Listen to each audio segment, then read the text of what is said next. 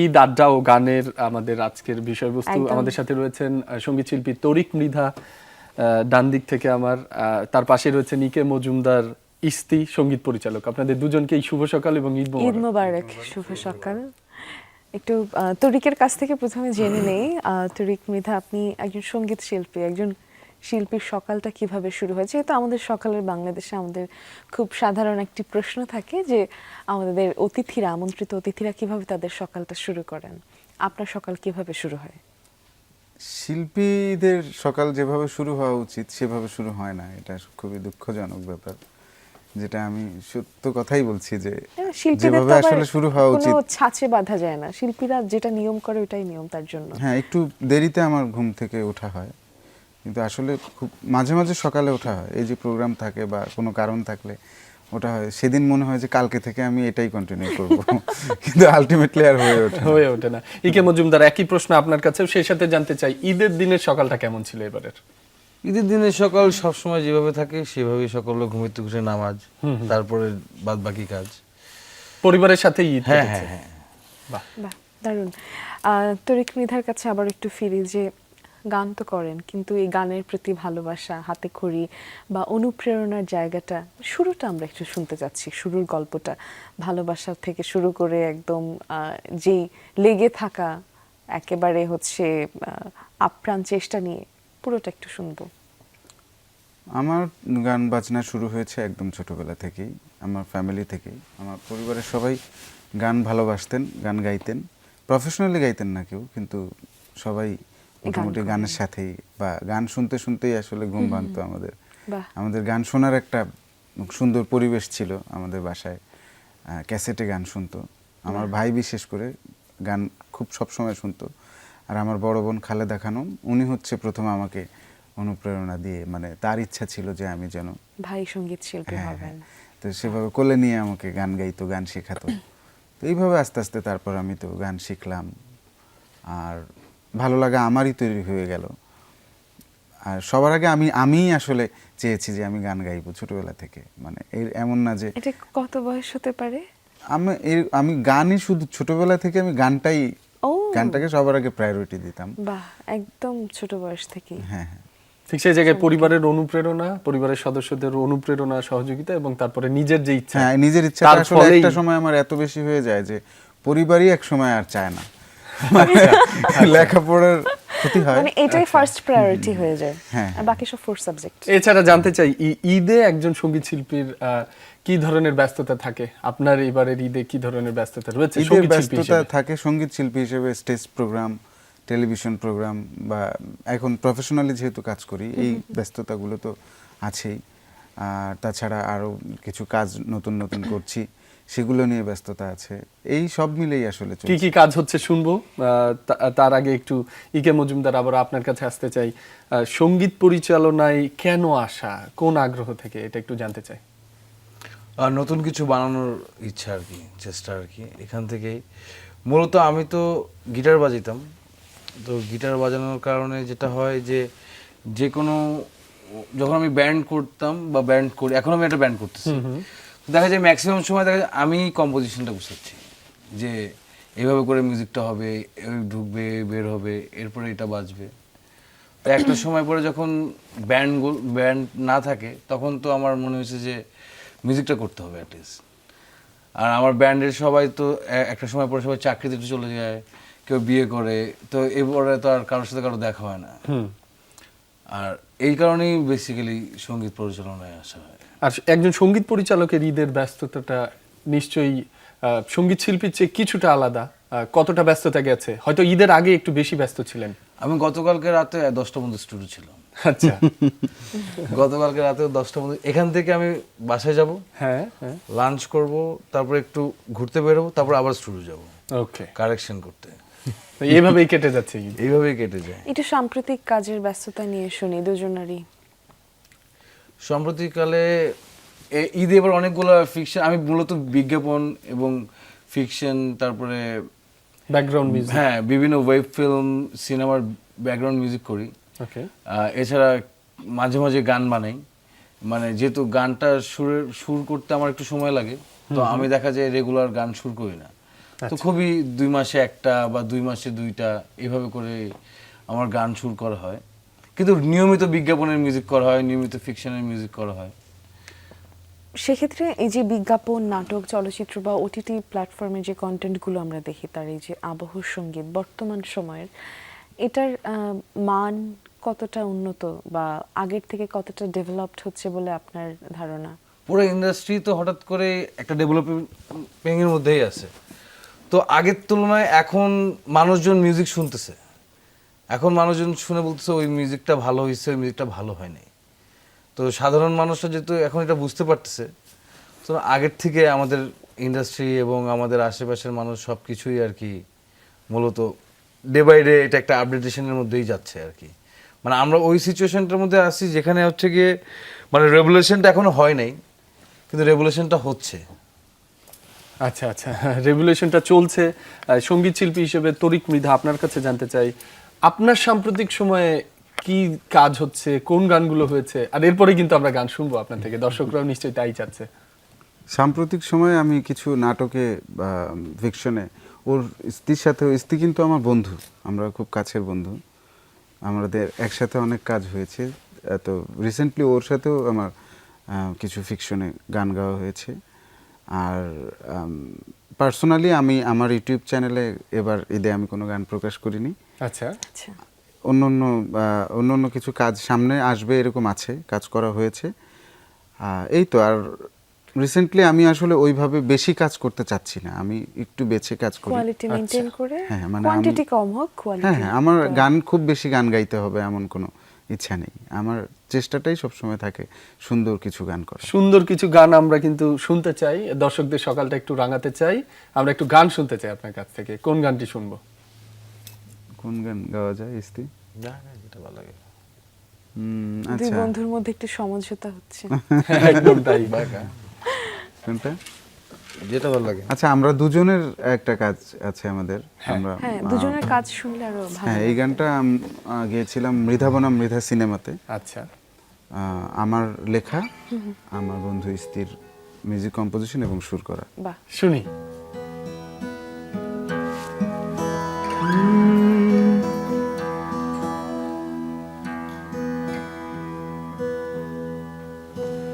দূরত্ব জানে তা কি যে ব্যথা, দূরত্ব জানে তা কি যে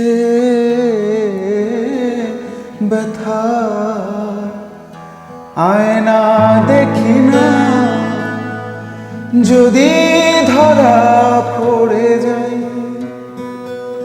তুমিও দেখো না যদি চিনে ফেলো তাই, কতটা বাসি ভালো জানা নাই, নাই জানা নাই,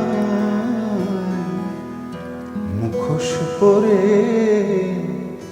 বেঁচে থাকা, দূরত্ব জানে তা কি যে ব্যথা, দূরত্ব জানে তা কি যে ব্যথা, মুখোশ পরে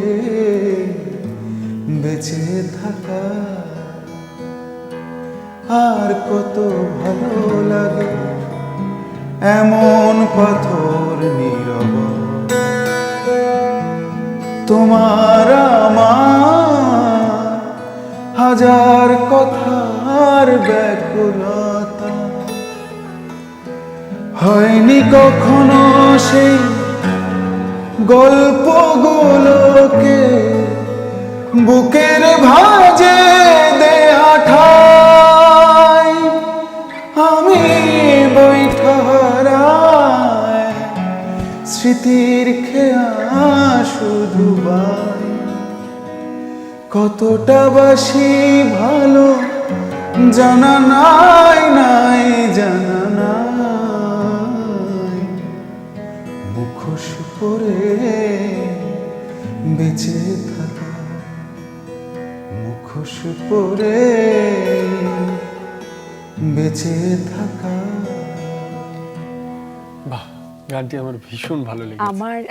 আমার মনে হচ্ছিল কি রাব্বি, মানে একে তো আমার জন্য এখন কথা বলা খুব কঠিন হয়ে যাচ্ছে, দ্বিতীয়ত আমার মনে হচ্ছে দর্শকরা কেমন শুনেছে সেটা হয়তো আমি বুঝতে পারবো না, বাট আমার এখানে বসে মনে হচ্ছিল যে আমি কোনো প্লেব্যাক সং শুনছি, অথবা তাই। মানে অটোটিউন ছাড়া প্লেব্যাক একদম খালি গলায়। ছাড়া খালি গলায় এত চমৎকার, এত চমৎকার, মানে আপনি বিরতিতে না গেলে আমি এত চমৎকার রিপিট করতেই থাকবো প্লিজ। একটা Thank বিরতি you so নিচ্ছি much. দর্শক, নিশ্চয়ই আপনাদেরও ভালো লেগেছে। আরো গান আমরা শুনবো আমাদের অতিথির থেকে। একটা বিরতির পরে ফিরছি। একদম।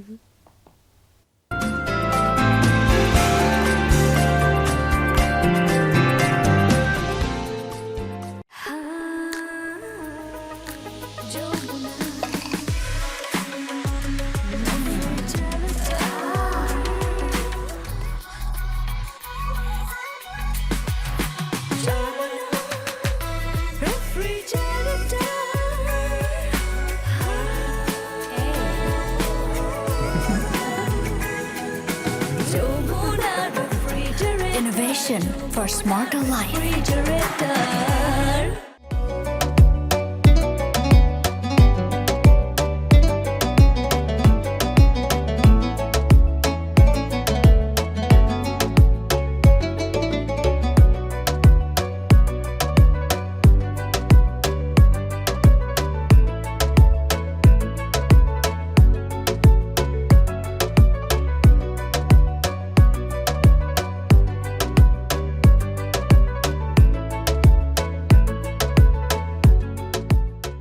Metro Fashion Signature Collection at Jamuna Future Park.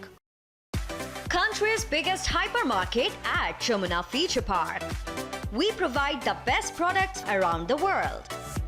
Explore our wide variety of imported goods, imported chocolates and chips, exclusive toys and gift items, world-class furniture, color cosmetics, hygiene and organized bakery and restaurant, sweet and tea corner, world-famous fragrance collection, huge variety of fish and meat, farm-fresh vegetables, organic fruits, all your daily essentials under one roof.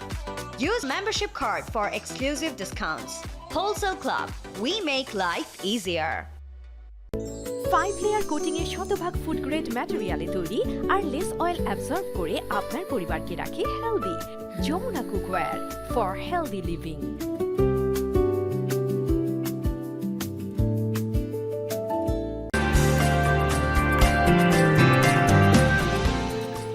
দর্শক, বিরতির পর স্বাগত আরো একবার। দেখছেন সকালের বাংলাদেশ, সঙ্গে আছি মাসুম রাব্বি এবং সেই সাথে আছি আমি নাদিরা আঞ্জুম মিমি। আমাদের সাথে দুজন চমৎকার অতিথিও রয়েছেন। আপনারা যেমনটা দেখছিলেন যে আমাদের সাথে সঙ্গীত শিল্পী আছেন তরিক মৃধা, এবং একই সাথে আছেন সঙ্গীত পরিচালক ইকে মজুমদার ইশতি। দুজনের সাথেই কথা হচ্ছিল একটু কি হচ্ছে, আমরা তরিকের কাছে যেতে পারি। একদম আচ্ছা, তাই। একটু সহজভাবেই জানতে চাই যে অনেকেই গান করতে চান, আগ্রহ আছে, কিন্তু ভাবেন যে গানে অনেক ব্যাকরণ, গান কি আসলেই ব্যাকরণ মেপে হয়, নাকি ওই নিজের ইচ্ছাটুকু দিয়ে আগানো যায়? পাশাপাশি প্যাশন, আবেগ যে বিষয়টি, সেটিও নিশ্চয়ই জরুরি। আমার কাছে যেটা মনে হয়, গান গাইতে কিছুই লাগে না, শুধু হৃদয়টা লাগে। ওহ, আর এই ব্যাকরণ এগুলো হচ্ছে সরি, আমার কাছে ব্যাকরণটা একদমই মনে হয় যে মানে গানকে শুধু বেঁধে রাখার জন্য, বা কিছু কিছু টেকনিক আসলে প্রয়োজন। ব্যাকরণ ঠিক বলা উচিত, আমি এর সাথে একমত না, অনেকেই রাগ করবে আমার কথায়। না, কিন্তু আমি কেন মনে করি হবে? গান খুব সহজাত একটা জিনিস, একদম প্রকৃতির সাথে মিশে যাওয়া একটা ব্যাপার। প্রকৃতির তো নিজস্ব একটা ছন্দ থাকে। আসলে আমাদের চলতে ফিরতে সারা পৃথিবীতে সবকিছুই তো ছন্দে lyrics-ও আবদ্ধ, কিন্তু সুরে থাকে। আবদ্ধ, সবকিছুই প্রকৃতিতে আছে। একদম। সো প্রকৃতিকে শেখার জন্য তো আসলে কোনোদিনই ব্যাকরণ লাগে না। কিন্তু আমরা প্রফেশনালি গান গাইতে গেলে কিছু টেকনিকের প্রয়োজন হয়, যেগুলো ভোকাল ট্রেনিং আছে, বা যেটা আসলে অনেক সময় গাইতে গাইতেও সৃষ্টিকর্তা প্রদত্ত তো থাকেই। গলাটা তো এক ধরনের মেশিন আসলে, তো ওটাকে একটা চর্চার ব্যাপার আছে। মেশিনটাকে যদি দীর্ঘদিন ফেলে রাখা হয় তাহলে তো সেটা মরিচা পড়ে যায়। একদম। সো এই টেকনিক্যাল বিষয়গুলো করলে গলাটা ভালো থাকে, শ্রুতি মধুর হয়, আরো ভালো লাগে, সুরে থাকে। তো এই টেকনিকগুলো আমার মনে হয় শিখে নেওয়া উচিত, তো কিন্তু সেটার জন্য যে একদমই ব্যাকরণ নির্ভর হয়ে যেতে হবে এমন নেই। যেমন গানের একটা সময় গান লেখার ভঙ্গি একরকম ছিল, এখন পাল্টে গেছে। আবার সামনের জেনারেশন যারা আসবে তাদের অন্যরকম হবে, মিউজিকের চেঞ্জ আসে, সব কিছুরই চেঞ্জ থাকে, তো আমরা সেই যে আপডেট গানটা থাকাটা। শুনছিলাম সেটাও তো আপনারই লেখা এবং ভাইয়ার কম্পোজিশনে। সঙ্গীত শিল্পী হিসেবে আপনি জানাচ্ছিলেন যে ব্যাকরণ খুব বেশি জরুরি নয়, একজন সঙ্গীত পরিচালক রয়েছে, তার অভিমতটা একটু জানতে চাই। আমি মনে করি কানেকশনস, ঠিক আছে, যেটা মনে করেন যে আমি কানেক্টেড ফিল করছি বা যেটাতে আসলে কানেকশন আছে, ওইটাই মিউজিক। এখানে কোনো মানে আমি শিখলাম, দুইটা জিনিস জানি, ওই অনুযায়ী করতে হবে, ওটা ছাড়া করা যাবে না, এরকম কোনো আসলে আমি নিজেও এত বেশি গ্রামাটিক্যালি শিক্ষিত নয়, আচ্ছা, ঠিক আছে। সো আমি যখন বাজাই তখন আমার মনে হয় যে আমার মন থেকে মনে হয় যেটা এই নোটটা হয়তো বা বাজতে পারে, তো ওইটাই বাজাই। গানটাই আসলে মানে আমি আসলে মানে আমি এক্সপ্লেন করতে পারবো না কেন বাজিয়েছি, বাট দ্য থিং ইজ যে আমার কাছে মনে হয় যে ওই কানেকশনটা ওই সময় ওইটাই আসছে, তো এই জন্যই আর কি এটা ক্রিয়েট হয়েছে। তো আমি কানেকশনকে বিশ্বাস করি আর কি। কানেকশনটা বিশেষ করেন। আমরা আবারও একটু গানে ফিরতে চাই, গানে ফিরতে চাই। হ্যাঁ, দর্শকরা নিশ্চয়ই অপেক্ষা করছে গান শোনার জন্য। আসলে সকালবেলায় গানের তো প্রস্তুতিও নাই, গলার অবস্থাও খারাপ। আমরা এই গলাতেই শুনতে চাই, এই দর্শকরাও গলাতে নিশ্চয়ই শুনি আমাদের যে অবস্থা। হ্যাঁ, একদম তাই। বন্ধু, আপনাদের কাছ এফটা থেকে একটু গান দাও। না শুনলে দর্শকরা আমাদের বকা দিবে। কারণ দর্শকদের প্রতিনিধি হয়ে আমাদের আপনাদের সাথে কথা একদম। বলতে হয়। ঠিক আছে।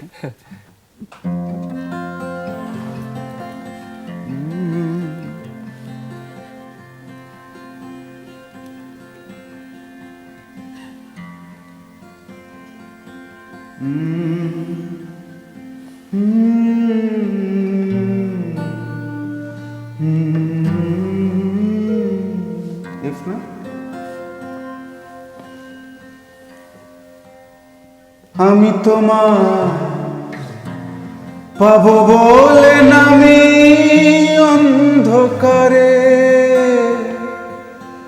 আমারে কি নেবে বন্ধু তোমার হাহাকারে, আমারে কি নেবে বন্ধু তোমার হাহাকারে,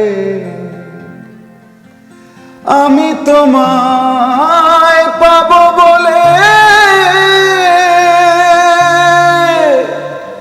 আমি তোমায় পাবো বলে নামি অন্ধকারে, আমার কি নেবে বন্ধু তোমার হাহাকারে, আমার কি নেবে বন্ধু তোমার হাহাকারে, আমার পথ হলো যে সঙ্গহারা, ছায়া হলো অঙ্গহারা, পথ হলো যে সঙ্গ ছাড়া, ছায়া হলো অঙ্গহারা, একটি বারো কি পাবো তোমায় জীবন নদীর বাকে, আমার কি নেবে বন্ধু তোমার হাহাকারে, আমার কি নেবে বন্ধু তোমার হাহাকারে। হাহাকারে অবশ্যই নিবে এমন যদি কণ্ঠ হয়, পাশাপাশি গানের যে লিরিক্স, একদম মানে বাকরুদ্ধ হয়ে যাওয়ার মতন। দারুণ দারুণ। একটু এই গানের ফাঁকে জানতে চাই, একটু ইকে মজুমদার ইস্তি আপনার কাছে জানতে চাই, যেহেতু আমরা ঈদ আড্ডা ও গান এই টপিকেই রয়েছি, একটু জানতে চাই ছেলেবেলার ঈদগুলো কেমন ছিল, সেটি কি মিস করা হয় কিনা? অবশ্যই সবাই মিস করে, আপনার কাছে কেমন এই ফিলিংসটা? আর এখনকার ঈদ সেটি কেমন? এখনকার ঈদ, আগে ঈদটা ঈদ ছিল, আর এখনকার ঈদটা আমার কাছে মনে হয় যে যে খুবই বাস্তবিক, যে যে কাজ করতে হবে। মানে আগে যেমন ঈদে আমার মনে আছে যে আমি 7 দিন 8 দিন হাটে যেতাম। খালার সাথে একবার মামার সাথে হাটে গেছি, একবার চাচার সাথে গেছি, একবার আব্বার সাথে গেছি, মানে এক এক সময় যাচ্ছি, এলাকার ওই বড় ভাইয়ের সাথে গেছি, মানে ওনার গরুটা কিনে নিয়ে আসা হয়েছে, তারপরে তার গরুটা কিনতে গেছি। বা এই 7 দিন যাবত যে ঈদের আগের একটা আনন্দ, সারা রাত বাইরে সবাই একসাথে কাজিনসরা আড্ডা মারতেছি, বা এলাকার সব, আমি তো মহল্লায় বড় হয়েছি মোহাম্মদপুরে, তো আমার দেখা গেছে যে বাসার থেকে বের হইলেই সবার সাথে সবসময় দেখা হয়েছে, সবার সাথেই একটা খুবই ভালো সম্পর্ক। আরো একটা বিষয়, সেই সময় কিন্তু সোশ্যাল মিডিয়া এতটা না ছিল না না, আমরা একদম এজন্য গলিতে, গল্প আড্ডাটা বেশি আমরা হতো। হরতালের দিনে গলিতে ক্রিকেট খেলতাম, মানে দুই পাশে রাস্তা বন্ধ করে। তো ওই জিনিসগুলো খুব মিস করি। এখন দেখা যায় যে আমি 4 রাতের দিনও অফিসে কাজ করতেছি, স্টুডিওতে আছি, মানে আই ডোন্ট ফিল মানে ঈদটাকে আমি ফিল করতে পারতেছি Feel না। করাটা হয়তো বা ঈদের দিন সকালবেলা আমার যেমন মনে আছে যে রোজার ঈদেও আমি ঈদের দিন সকালবেলায় বাসায় গেছি, মানে 6টার সময় বাসায় গেছি, 7টার সময় মানে গোসল করে নামাজে গেছি, তারপরে এসে এখন ম্যাক্সিমাম সময় যেটা হয় ঈদের দিন সারাদিন ঘুমায় থাকা হয় সবার। কিন্তু আগেটা এরকম ছিল না। আগে ছিল যে ঘুমের থেকে মানে ঘুমানো যাবে না, এখন সবার আগে কাছ তো থেকে কাজের এই ব্যস্ততা বা এত ধরনের জটিলতা এগুলো কোনো কিছুই ছিল না, পরিণত হওয়ার সাথে সাথে অনেক কিছুই তো যুক্ত হয়েছে, দায়িত্ব পড়ে। একদম। এবং আপনার কাছে একটু মানে জানতে চাচ্ছি, আপনি বলছিলেন যে সঙ্গীত পরিচালনার সময় আপনি নিজেও হয়তো ব্যাখ্যা করতে পারবেন না, কিন্তু কোথাও না কোথাও কিছুর সাথে আপনার কানেকশন ফিল করেন। এই যে অনুভব করাটা, এটা ছোটবেলা থেকে আপনি কি ধরনের বা কোন জনরার গানগুলো একটু বেশি শোনা হতো, যেটা আপনাকে এখনকার এই সময়ে সঙ্গীত পরিচালনার ক্ষেত্রে অনেক বেশি উদ্বুদ্ধ করছে বা ওইটার প্রভাব পড়ছে আপনার কাজে? না, মূলত বিভিন্ন ধরনের গানের জনরার সাথে আমি মানে আমি যেমন এক্সপ্লোর করতে পছন্দ করি। যেমন আমি যখন প্রথম শুরু করছি তখন খুব মেটাল বাজাতাম গিটারে, ঠিক আছে না, তারপরে একটা সময় পরে একটু রক ঘরানায় বাজানো শুরু হয়েছে, তারপরে একটু ব্লুজ বাজানো হয়েছে, তারপরে ইমন চৌধুরী আমার বস, ওনার কাছ থেকে ইস্টার্ন ক্লাসিক্যাল গিটার বাজানো শেখা হয়েছে। বাহ। সো এছাড়াও আমাদের দেশের যত মানে যারা গান করেন এরকম সবাই কাছের বন্ধু বান্ধব সবার সাথে স্টেজে বাজানো হয়েছে। তো সেই সবাই সবসময় এক্সপ্লোর করা হয়েছে যে আসলে ওই মিউজিকটা কি, ওই মিউজিকটা কি। কিন্তু আমি যেটা আসলে মন থেকে পছন্দ করি না, যেটা আমি কানেকশন পাই, সেটা হচ্ছে ফোক গানে। আমি যেমন একটা অনেক কানেকশন পাই, যেন আমি মনে করি যে এখানে এক্সপ্লোর করার মতন অনেক জায়গা আছে। তারপরে ইদানিং যেমন ইডিএম মিউজিক বা পৃথিবীর যে মিউজিকটা নিয়ে এখন মানে নিউ সাউন্ড নিয়ে যে সবাই এখন একটা শুরু হয়েছে, তো ওইটা নিয়ে এখন ইদানিং একটু ইন্টারেস্ট জাগতেছে। সো আসলে আমার কাছে মনে হয় যে সঙ্গীত পরিচালকদের আসলে কোনো জনরা আটকে রাখা সম্ভব না। মানে এটা জনরায় তারা সেট হইতে পারবে না, কারণ তারা তো বিভিন্ন মানুষের সাথে কাজ করতেছে, এখন বিভিন্ন মানুষ বিভিন্ন জিনিস চাচ্ছে।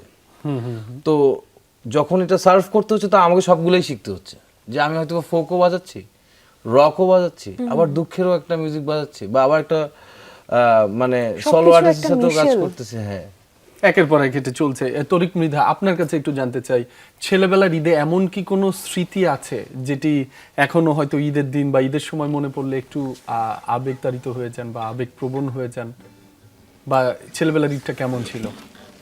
ছোটবেলায় আমার ঈদ নিশ্চয়ই এখনকার তুলনায় ভালো লাগতো। এখন আসলে ফিল করা যায় না, যেটা এখনো আনন্দটা আসলে একই রকম থাকে, কিন্তু আমরা ইস্তিও বলছিল যেটি, হ্যাঁ, আমরা বড় হয়ে গেলে যেটা হয়, এখন আর ওই সবার কাছে সালামিটা চাইতে পারি না ওইভাবে, কিন্তু আসলে মনে মনে ইচ্ছা করে যে কেউ আমাকে gift এবার করুক। কি কোনো সালামি পাওয়া হয়েছে? হ্যাঁ, সালামি তো দিতেও হয়। সালামি আমার যারা আমার পরিবারের আমার বড় বোন ভাই তারা সবাই বৃদ্ধ বয়সেও দিবে, এরকমই বাহ, তাদের এটা কথাবার্তা। সো এইটা পাবো, কিন্তু তবুও একটা অন্যরকম আগে যে ব্যাপারটা ছিল ছোটবেলায় সেটা নাই। আর তাছাড়া আর একটা ব্যাপার হচ্ছে কি, পরিবার একটা সময় সবাই থাকে না, পরিবারের সবাই। আমি ছোটবেলায় আমার অনেককেই তো হারিয়েছি আসলে জীবন থেকে, পৃথিবী থেকেই চলে গেছে, এরকমও তো আছে। তো প্রতি ঈদ আসলে তাদের কথা মনে পড়ে, আমার বাবার কথা, আমার বড় এক আপু নাই, ঝুমুর আপু চলে গেছে, তারপর আমার রাজু, তারপর মানে পরিবারের অনেকেই তো। রাজু আমার বন্ধু। তো এরকম যারা চলে গেছে এই পৃথিবী ছেড়ে, প্রতি ঈদ আসলে সবসময় সেই স্মৃতিগুলো মনে পড়ে। তো আমার কাছে ওই ঈদগুলোই সুন্দর, যে ঈদগুলোতে সবাই ছিল, আর দিন যাবে আর কেউ না কেউ তো চলে যাবে আসলে। শূন্যতা বাড়তে থাকে। তাদের So, আত্মার মাগফিরাত কামনা এত করছি, সুন্দর কিন্তু ঈদ তারা আর কোনোদিন এখনো আসবে না আছেন, ছোটবেলার তরিক। ঈদের মতো। তারা এখনো আছেন, এটা আপনি অন্তত বিশ্বাস রাখবেন, কারণ আপনার ভালোবাসায় তারা বাঁচবেন, আপনার চিন্তায় তারা বাঁচবেন। এই যে প্রতি ঈদে স্মরণ করেন, তাদের স্মৃতি আপনার কাছে এখনো জীবন্ত, তাদের অস্তিত্ব এখনো আপনার কাছে জীবন্ত। হয়তো তাদের শরীরকে আপনি কোথাও খুঁজে পাবেন না, কিন্তু তাদের নিয়ে যে কাটানো মুহূর্তগুলো, সেই স্মৃতিগুলো কেউ আপনার থেকে নিতে পারবে না। একদম তাই। মিমি, আরেকটি বিরতির সময় হয়েছে। একদম। দর্শক, আবারও একটা বিরতিতে যেতে হচ্ছে, আয়োজনের শেষ বিরতি। বিরতি থেকে ফিরছি, সাথেই থাকুন।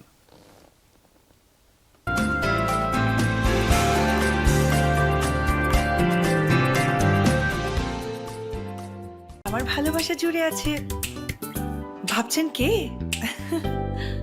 যমুনা গ্যাস স্টোভ, সর্বাধুনিক পিজো ইলেকট্রিক ইগনিশন ও ব্রাস বার্নার ক্যাপ, যা নিশ্চিত করে নিরাপদ রান্না। রান্নায় আমার ভালোবাসা।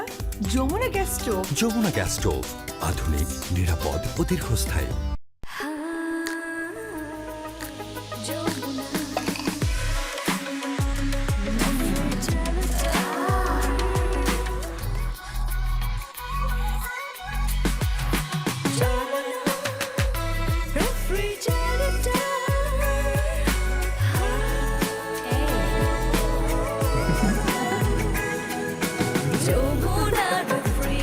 Innovation for smarter life.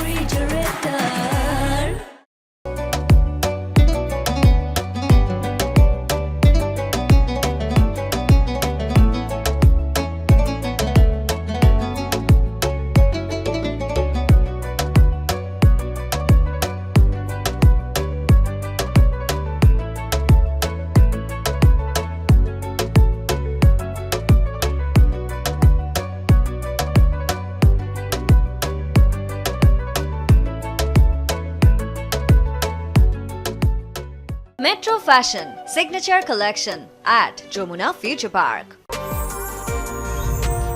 বাংলাদেশের প্রথম 5D AI ইনভার্টার যুক্ত সর্বোচ্চ বিদ্যুৎ সাশ্রয়ী যমুনা এয়ার কন্ডিশনার।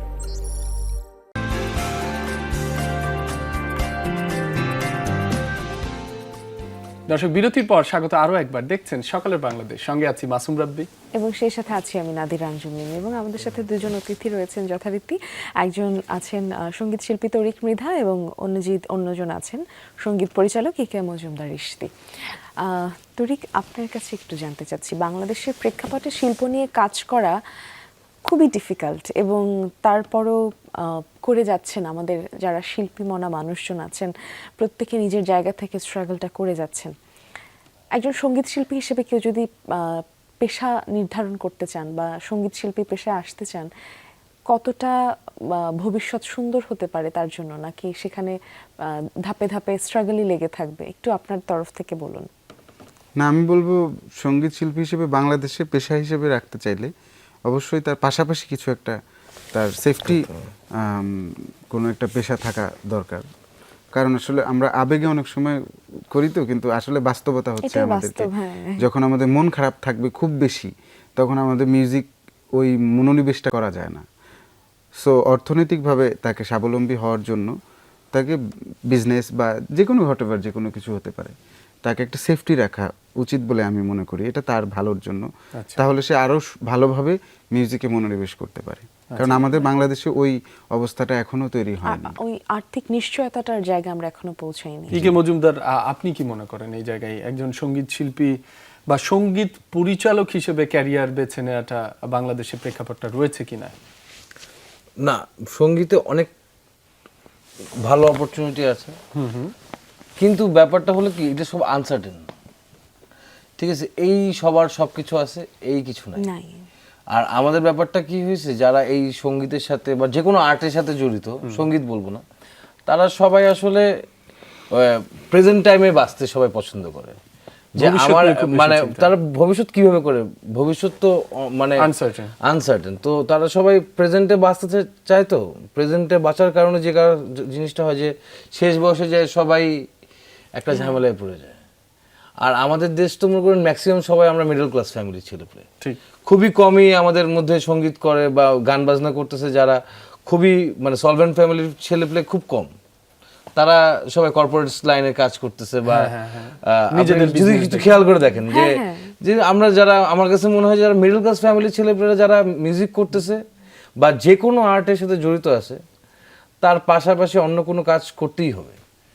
আর না করলে মানে তার আর্টও হবে না, তার মানে সার্ভাইভাল জীবনও সমস্যা কঠিন হয়ে যাবে। বলছিলেন আমরা আপনাদের পেয়েছি, আমরা গানের মাধ্যমেই শেষ করব, কিন্তু আমরা একেবারে শেষ পর্যায়ে রয়েছি মিমি। তার আগে একদমই। দর্শকদের থেকে একটু এবং বিদায় নিতে আমাদের হবে। অতিথিদের কাছ থেকেও একটু আমরা বিদায় নিয়ে নিই। অনেক ধন্যবাদ, শুভকামনা রইল দুজনের জন্যই, এবং আপনাদেরকে আমরা হয়তো আবারও পাবো সকালের বাংলাদেশে, সেই এমনটাই প্রত্যাশা প্রত্যাশা। রাখছি। দর্শক, আমরা গান শুনতে শুনতে বিদায় নেব, কিন্তু আপনাদের কাছ থেকে আমি এবং রাব্বি এখন বিদায় নিয়ে নিচ্ছি। ভালো থাকবেন সকলে, সকলের ঈদ সুন্দর হোক, শুভেচ্ছা, শুভ সকাল। আরো একটি গান হচ্ছে, সাথেই থাকুন। কোন গানটি দিয়ে শেষ করব? আচ্ছা, এই গানটি খুব ভালোভাবে মনেও নাই, তাও গাই, কারণ ওই গানটি গত রাতেই রিলিজ হয়েছে। রিলিজ বলতে রিলিজ হয় নাই, গান রিলিজ হবে, একটা নাটকে কোথায় গিয়েছিলাম। ও, নাটকে। হ্যাঁ, অর্থাৎ দর্শক একেবারে অপূর্ব ভাইয়ের একটা নাটক। ওকে, তো অপূর্ব ভাই গানটা খুবই পছন্দ করছেন। অপূর্ব ভাই আমাকে বলছেন যে গানটা কিভাবে করে করা যায়। তো আমাদের নাটকটার নাম হচ্ছে কি অচেনা আমি, ক্যাপিটালের ড্রামার থেকে গতকাল। একটু তাড়াতাড়ি শুনে নেই আচ্ছা, আমাদের। আমরা একেবারে শেষ পর্যায়ে রয়েছি, তাহলে গানটা একটু দর্শকদের শোনাই। হয়ে গেছে দূরত্ব, মিথ্যে সব বাঁধন, ভাঙাই হৃদয় খোঁজে কোথায় বা আপন। যে সুখটা পাইনি আমি, পাইনি কোনো দিন, যাক না সে তোমার কাছে, যেখানে তুমি থাকো দিন দিন। আমার এই প্রার্থনা শুধু তোমার তরে, জীবনটা চলুক শুধু স্বপ্নেরই ঘরে। যে পথে হাঁটো তুমি থাকো আলো ভরা, সবটা ভালোর জন্য এই আমার এই বলা। তোমার সব ইচ্ছে হোক পূরণ একদিন, তোমার দুনিয়াতে না থাকুক কোনো ঋণ, কোনো বাধা না থাকুক কোনো শূন্যতা। ভালো থাকো তুমি, আমার একটাই প্রার্থনা।